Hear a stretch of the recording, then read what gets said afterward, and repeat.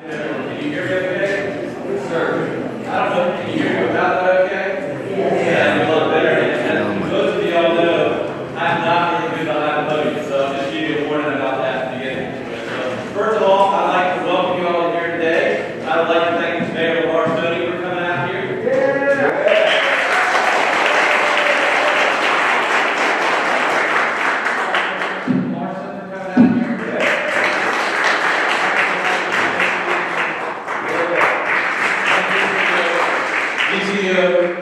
I'd like to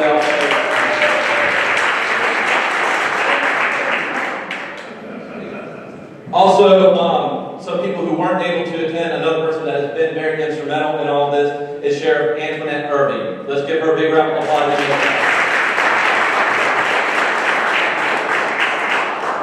So I'm going to give you all a little bit of a history of why this happened, but first I want to just sort of mention some people that also made this happen, so doing some introductions. Mr. Bob Agright with Groundworks RDA. Yeah, please stand when I call you. So, I know he's walking around here right now taking pictures over there with Mr. Armistead. He's been also, Stephen Armistead has been a great supporter. Scott Blackwell with Community Foundation has also been a great supporter of this event. Some of our staff, Michael Burton, Michael Evans with DPW has been a great supporter of this program. John Harris has been a great supporter of this program, one of our lead trainers. Boyd Headley with the Office of Community Wealth Building has also been a great supporter of this program. Tamika Jefferson in the Mayor's Office. Jim Landler with our Cemeteries Group. Lynn Lewis, who's over operations with our department for Parks and Rec. Clarence McGill, I just saw him with the Sheriff's Workforce Development. Valerie Mitchell is also here. Don Page has been a huge advocate for this program for the Sheriff's Office. Dr. Charles Price, which I'll give a little bit of history about him in a few moments. He wasn't able to make it here. Shalita Ross, our HR liaison, has been managing all this.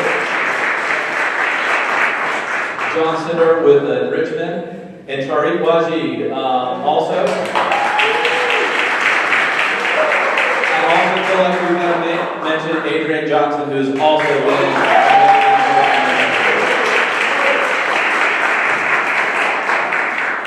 So I was asked to give a little history about it, which I found a little interesting, that I've been here just a little bit less than a year, and I'm giving a sort of a history lesson on this program. But it's sort of a really cool experience.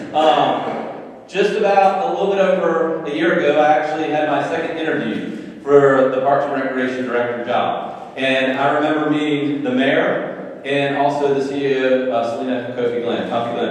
And I remember in that interview, one of the things that they're really concerned and passionate as part of the vision of the mayor is how do we really make sure we're serving all the individuals in Richmond. You know, we have a poverty rate of 26% of the people in our community. That's huge. And how does Parks and Recreation fall into that? A lot of times, people don't think Parks and Recreation can actually be at the table to help them. And one of the things I thought about is that we can put people to work. We have a lot of things that we need. There's a lot of different aspects of what needs to happen there. And so, as I said in my interview, it's like we can put people to work. We've got parks. We've got 3,000 acres in our system that there are things and jobs that we can take care of people with. So this was sort of an idea that sort of the seed started in that interview.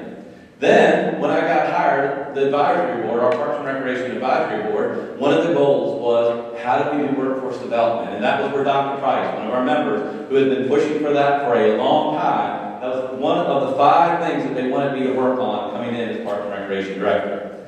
And so we formed a committee. And I remember I had some staff, and I won't name them, thought I might be a little bit crazy for creating a committee on workforce development and saying we need to get all these different players together. There's a lot of opportunity for this to happen. Well, the other thing that's interesting, just to explain to a lot of people in this room, is that it's very sometimes confusing that Parks and Recreation, up until probably about 2 years ago, didn't mow grass at all. And that's hard to understand. It's like, what, you're parks and you don't mow grass? And it's like, no, some things happened back in 2006, and ways to do some more things efficiently, we lost that aspect of it. Well, Bobby Denson, who is the director of DPU, 2 years ago realized, wait, there's some issues here. You know, that it's really hard for that type of piece, and he understood that his priority was that, you know, those ball fields and stuff that kids are using, we need to make that happen. And so he was able to give us some overtime funds 2 years ago to help support that. And was really great in trying to make that work. And we had some of the best compliments on our ball field with our staff doing it, and Mr. Johnson and his crew was one of the people that were doing that. And we saw the benefit of it. Well, many of you are probably really well aware that we had a rough winter. And there was a lot of snow and a lot of things happening. So those overtime funds were not as there as they had been in previous years. So DPW came and approached us like, look, we've got a challenge here. We can't fund you like you did last year. But we know you want to do your ball fields. So how can we come together and try to help that piece out? We can't give you all the stuff to do all of your parts, but we can let you do those ball fields. And so our team met, the workforce development team, sort of sat down and said, okay, let's pull the trigger on our workforce development. We know that we can do this, we can start bringing some people in, and let's have this happen. And so this group has been maintaining our ball fields over the last, since pretty much April until today, and have been doing an amazing job.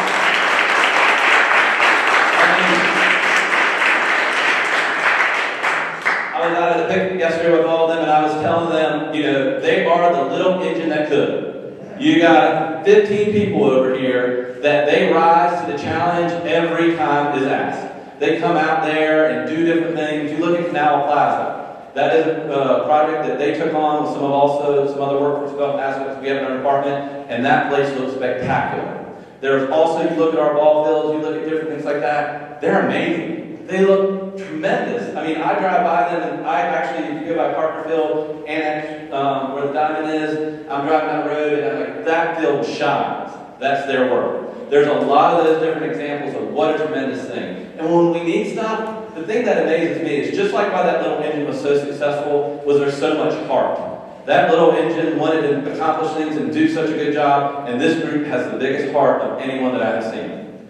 They love what they're doing on a regular basis, and it's all these people over here that are sitting here, the staff working with them and themselves, they care tremendously about our city. When one of the participants, the first time after doing it, she went back and showed her family how much work she had done and how good it looked, and she was so proud of it. That is something you cannot put a price tag on that level of employee. And so we are very fortunate. And like I said, I am so indebted and thankful to you all for all that you have done for us over the last few months. This has been a great program. It's amazing where it started and how it's developed, and we are very hopeful that we can continue to grow this program. My name is Clarence McGill. Number two, congratulations to all of the participants that were in this program. You made us proud, and we are going to continue on based on your success. I would like to thank Shalika. Where's Shalika? Shalika, come here. Shalika, Boyd, Headley, stand up, Boyd, please. Valerie Mitchell, stand up, Valerie. And Dawn Page in here? Dawn's not in here. But these people, ladies and gentlemen, really were the protagonists, if you will, in regards to this program. You know, we talked on different occasions, but in the final analysis, if it wasn't for these folks, this wouldn't have happened. So I want to thank you all.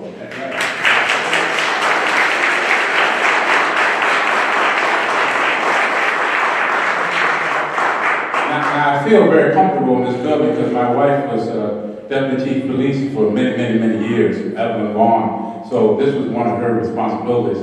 So I used to play basketball and do a lot of things in this building. So and so I want to also thank the police department for giving us the opportunity to use it because it's a lovely facility, as you can see.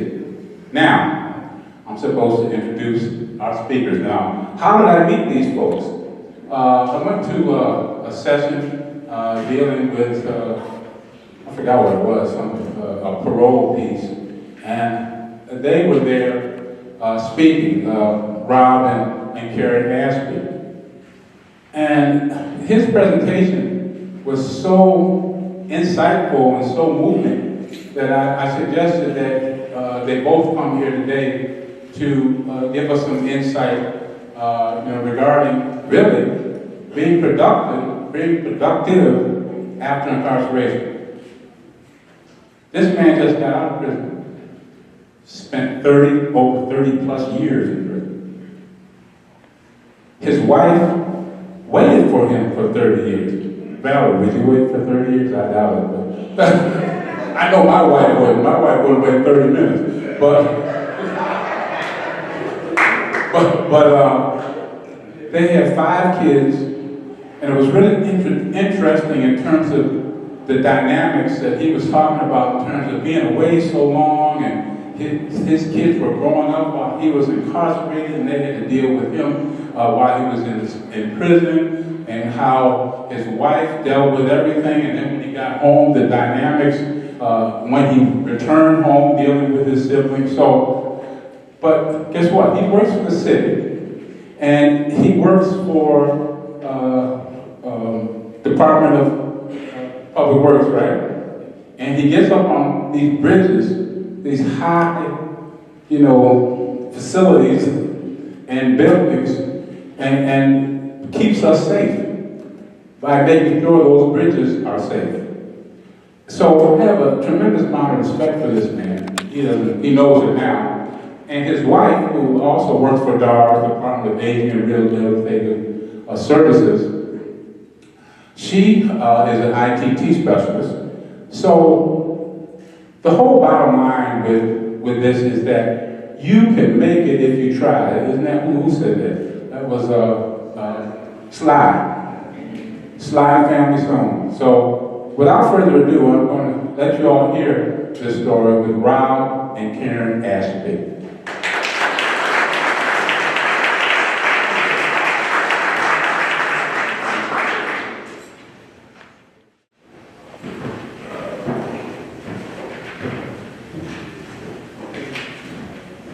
Hello, everybody. Hello.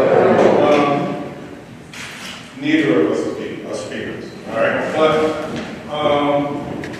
one of the things I wanted to do, I think our last level of parole was, if I were to make parole, one of the things I wanted to do is to volunteer.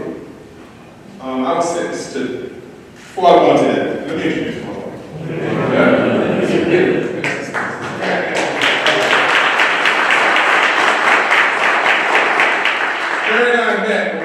In 1979, Jimmy Carter was the president. He was on his way out. Reagan was coming in, and the hostages were about to come home from Iran. I was 16, she was 16. Right now, we're 55 years old. And so I met her, and from that day forward, her and I were together. I left her in 1987. I left my children in 1987. I went in the military, and I started using drugs, and I became addicted, and I became an alcoholic. I was overseas for 3 years. I came back home. No one recognized me. They could tell my family that something was wrong, but my friends didn't.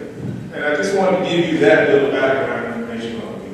And in 1987, I committed a horrible crime. I'm not going to go into my crime right now. I just want you guys to know that I know my crime. I know the victim. I know the victim's family. And I'm always going to keep them right here with me. Okay? First and foremost. Like I said, I did a little over 30 years in prison. Her and I, we're from Chesapeake, Virginia. That's where we grew up. And when I got locked up, I was brought to, I don't know if anybody remembers Spring Street, the wall. That's where I started my time in the wall. And it was hard and it was scary. I don't know how to tell you. When I first got there, I was scared to death. From there, when they closed the wall down, College.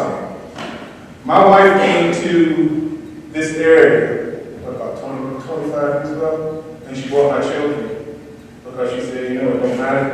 You locked up, but you still my husband. Those children are still your children. Even though you locked up, you still have a responsibility. My responsibility was, since I was in prison and I couldn't take care of you the way I would like to, was to stay out of trouble. Go in there and take every program that I could take. Anything that can help me, for me. And I also did a lot of reflecting on my life, self-introspection, because I wanted to know how in God's name that I ended up in this place, double life of 40, and I might not never go home. I might not never see my kids. My wife kept telling me, Rob, God is going to bring me home. God is going to bring me home. And although I never told her this, but I didn't. But I still stayed out of trouble. I still prayed. And I still dreamed. And God, if you let me out here, I promise you, I'm going to take care of my life. I'm going to be a father to my kids. I'm going to be a good neighbor. And I'm going to volunteer. That's the main thing I want to do is volunteer. So, when I was founding Grant, I had all these expectations of what my life would be like.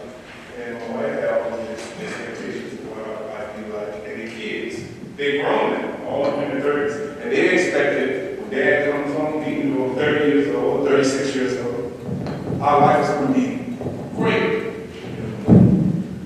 And so I found out, one of the biggest things I found out here was that there's not enough time in the day to do all the things you want to do and do all the things that you need to do. And so there was a lot of disappointment in that area because I'm only one person and everybody wants a piece of me, including my wife. So there's that transition and adjustment that comes home back into the family, back into society. And when I got locked up in 87, like I said, I got released in 2017, October 2017. In 1987, for anybody that's under the age of 30 in here, we used to have phone booths. I don't know if you know what but you could get out the rain and sit inside the room and talk. Some of them had seats.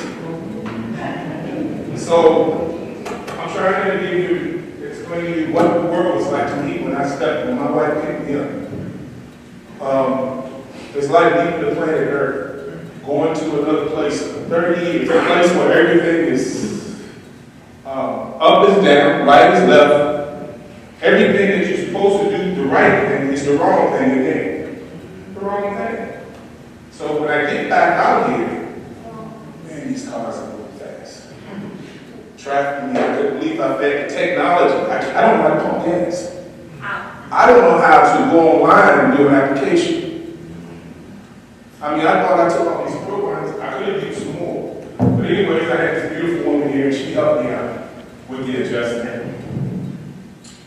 And this beautiful city gave me an opportunity. There ain't a whole lot of cities in this country that's going to give an ex-felon a shot.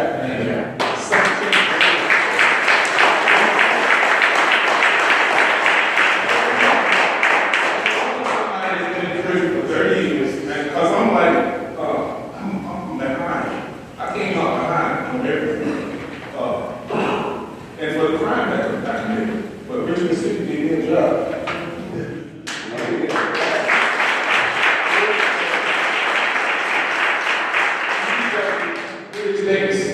Department. Just recently we completed a bridge, a pedestrian bridge over from Bellevue. I don't know if anybody knows that. And I consider that really a part of that. And before I give my to my wife, I just want to say congratulations to y'all. To the ladies and gentlemen that completed the program. Listen, don't think small. Don't think small. I mean, you can. One of you ladies, one of you gentlemen could be running the program one day. Or you could be a trainer. Or you, like you said, you have your own business. I mean, that is so possible. Here I am out here every day, and I love being on Manchester. I love being on the video. I love being on the Lee Bridge. I love being out there looking at the river. I can't believe it. I still can't believe this. What is it, 9 months? But like I said, my last letter to the parole board was that when I get out, if I'm granted parole, one of the things I promise to do, and I'm speaking mostly to you guys, is volunteer work. I cut my neighbor's grass. Her lawnmower broke down about 2 months ago, and she really can't afford to get it fixed. But I told her every single time I cut my grass, I'm cutting your grass.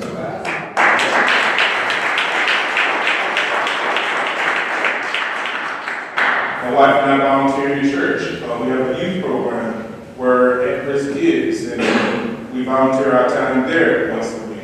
And if somebody's involved, there's a marathon, a breast cancer marathon or walkathon, believe me, we won't. So I'm blessed, and I'm gonna let Mike have Mike.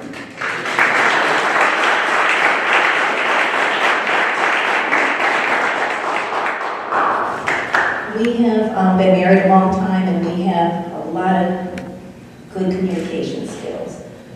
I still wasn't really prepared for when he came home because of the way they treated him in there, the way they talked to him, and I'm an auditor, okay? My job is to make recommendations, criticize you, write you up, so that kind of thing. So when he came home, it's like, I'm not really understanding how overwhelming all this is for him. Everything's new, he's learning this, and this, and it's kind of feeling insecure. So here I am, don't realize it, but I come across as critical. Turn the lights off, shut the refrigerator. You're not doing the, what I'm saying, this is how you do the dishwasher. And I'm picking, this is how you drive, like he's never driven before. And didn't realize how I was coming on, so I needed to check myself, determine what are the big things that I need to help him with. But one thing I was doing, I was helping too much. He's kind of hard-headed, so when he came out, he didn't want to apply for jobs on the internet, on the computer. I'll do it, baby. So I'm doing all these job applications for him. He gets he gets a temporary job, and goes down there, and they say, okay, here's the computer, you need to put your stuff in. He was clueless, and he's just sitting there, and finally the man comes out, everybody else is done, what's wrong? He don't even know how to turn the computer on, so he's not feeling very good about himself, he's ready to walk. So I realized, I'm helping too much. So there's kind of like a little balance there that I have to do. Another thing too is, I know he feels uncomfortable in some situations. He doesn't want to do something, but you know what? I need you to do that, I need you to step up and do something. And sometimes he's kicking his feet, but I guess I have expectations for him. Things are hard, but I need you to do your part. And sometimes he'll forget, what that might be. So I guess it's just communication is a really big thing. Expectations, when he came home, I waited for you all this time. I want all your time. I want to be with you all the time. And so when families, coming over, I'm like, oh, no, I'm sorry. And it kind of created some issues. The kids, we had the last boy stayed with us probably up until about 2 years ago. He had expectations of him. He was excited for Dad to come home, but come to find out, when things kind of came together, our son felt like I didn't need him anymore, and he felt replaced. So it's just, we didn't really talk to him, the kids, his siblings, or something like that, about really what are your expectations so we can manage them, because they were like, well, I knew what I wanted, and I'm the most important one, you know what I'm saying? So we did have to work with that. But what we do right now is we have rules. Relationships are hard. It doesn't matter, if it's your spouse, it's your family. We have rules so where, I get on his nerves, he gets on my nerves, but, I never disrespect him, and he's never disrespected me. We make sure, okay, my man, I might have to cool off for 15 minutes. He's not going to dry off somewhere. We're not going to speak to each other any kind of way. We're not going to go to bed mad. And it takes work, it takes effort. It's worth it. And I think we do a really good job of that.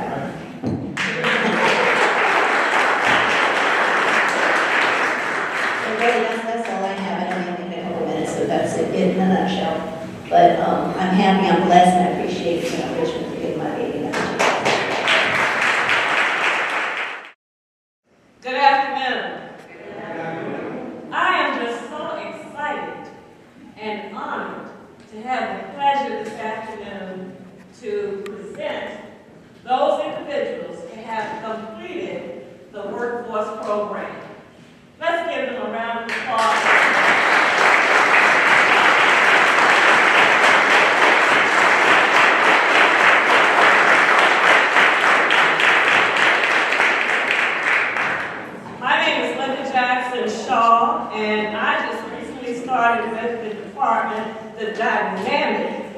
Department of Parks, Recreation, and Community Facilities.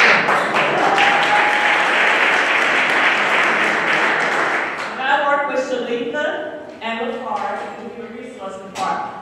And all of this is near and dear to my heart because I am serving as your training coordinator for the agency. So you'll hear and see more of me as we move along with this program. Now, the best part of the program, and if I call your name wrong, please forgive me, and I'll make it up to you later. Our first presentation is to John Beavers.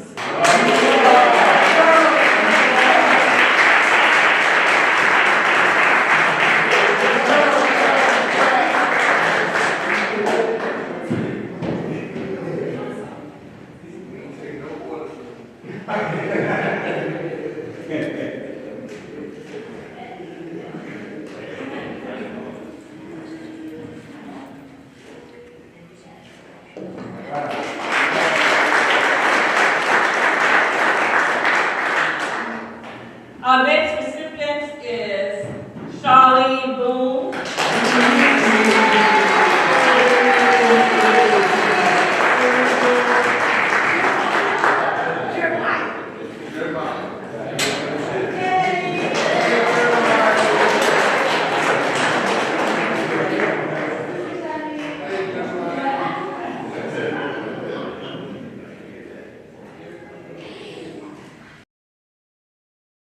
Well, I think before I begin, I want to say a couple thank yous. First, I want to thank our participants for, oh, you can get it, me too, right? I want to thank our participants for putting yourself out there, right? I mean, the one thing that people can never take from you is knowing how to do something. Having the knowledge and the power to do something that you learn with your own mind, do with your own hands. No one can ever take that away from you. So I want to thank you for the completion of the program. Also want to thank, as a city, we all work together. And that means I couldn't do what I do without the help of the city council. I know Councilman Ellen Roberts is with us today.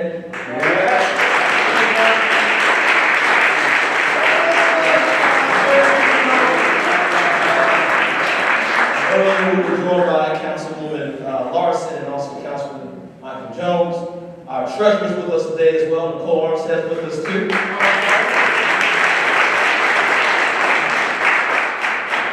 And I got a great team.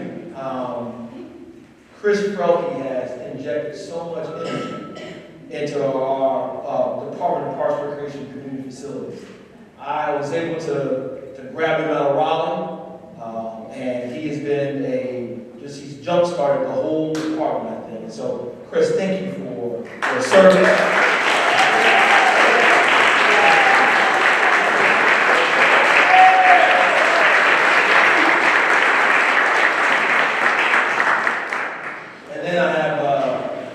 Reggie Gordon's with us. He's the deputy chief administrative officer.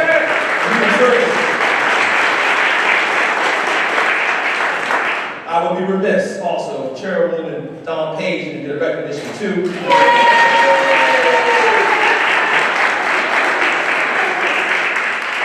So Groundwork RPA, we got Bob Eisenberg with us too. Groundwork RPA, the Sheriff's Department, Parks and Recreation, and the Office of Community Welfare.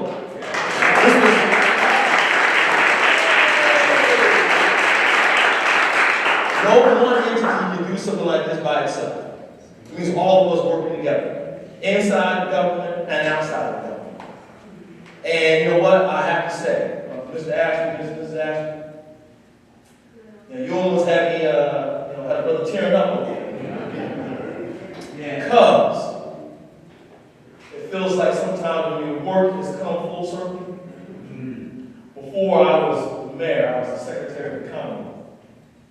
And my job was the restoration of civil and voting rights.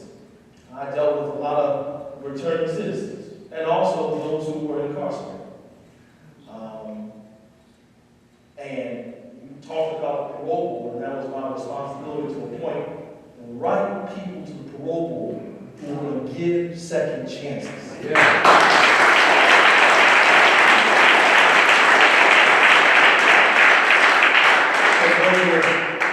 Adrian Bennett, Sherman Lee, or A. Lincoln James, Joni Ivey, you name it. The governor said to me, we're going to appoint the right people to this board who will give people second chances.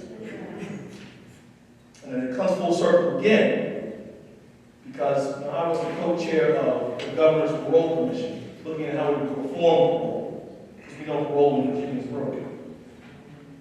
And a young lady came to that meeting that day while I was sitting at the table. Her name was Levar.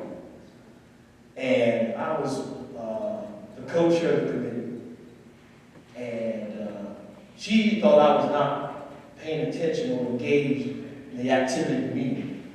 So she came up and grabbed me, just like he was asking. She was standing by my man. She came up and grabbed me after the meeting and said, you weren't paying attention to the damn meeting. I said, oh, I was, man. I was just checking my email. And she said, well, my husband has the same name that you have. It's Levar White.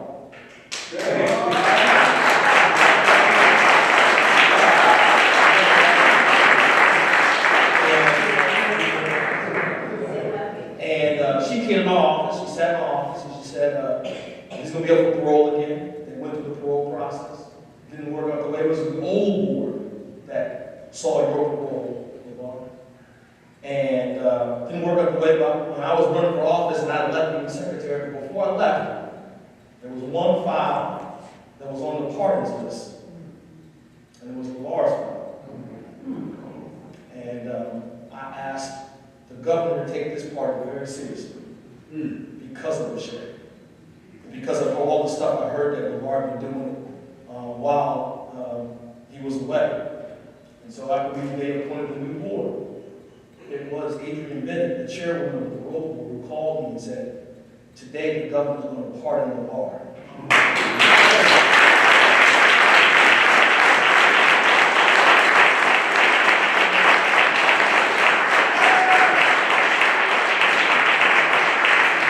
So anybody else can call Richette, his wife. I called Richette and said, first she didn't pick up. Then she finally picked up. But when Adrian called me, I just broke down. Because I was in the office of the mayor, and then I called Richette and I said, Richette, the governor's going to pardon Levar. And you should have heard the excitement, the joy that came from her over the phone. What was said earlier about Mr. Ashby was the city of Richmond is giving you a second chance. But I'm going to say more than that. You've given yourselves a second chance. You know, you've given yourself, you could have given up a long time ago. You had a fixed mindset that, you know what, I'm no good, no one else thinks I'm any good, so no reason to do good. You could have all said that a long time ago about yourselves. Because I'm very sure that some people have probably said that about you. So you could have given up on yourself a long time ago, but you didn't. You didn't. And I think, since you didn't do that, you didn't give up on yourself, and we won't give up on you.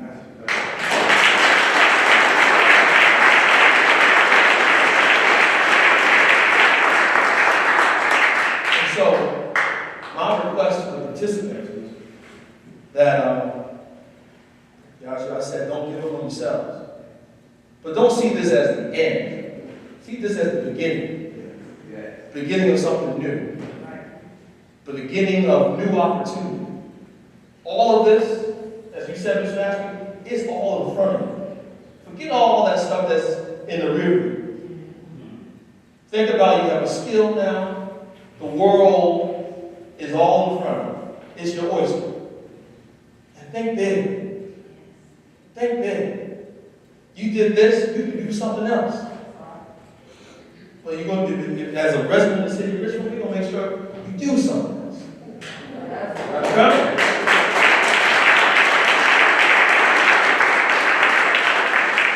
I just want y'all to know I'm proud of you. Even though I can't cut grass very well. I actually try to say say it's like, going to the barbershop and get an edge up. It's nothing like that. As little term, it's nothing like the Clippers. But I tried. Right? I tried. And that's what matters. I know I'm going to see you all around. I want you to keep on doing your good deeds and take one thing from this opportunity here. And that is you can do anything you put your mind to. Anything you put your mind to. All right? Let's go make it happen.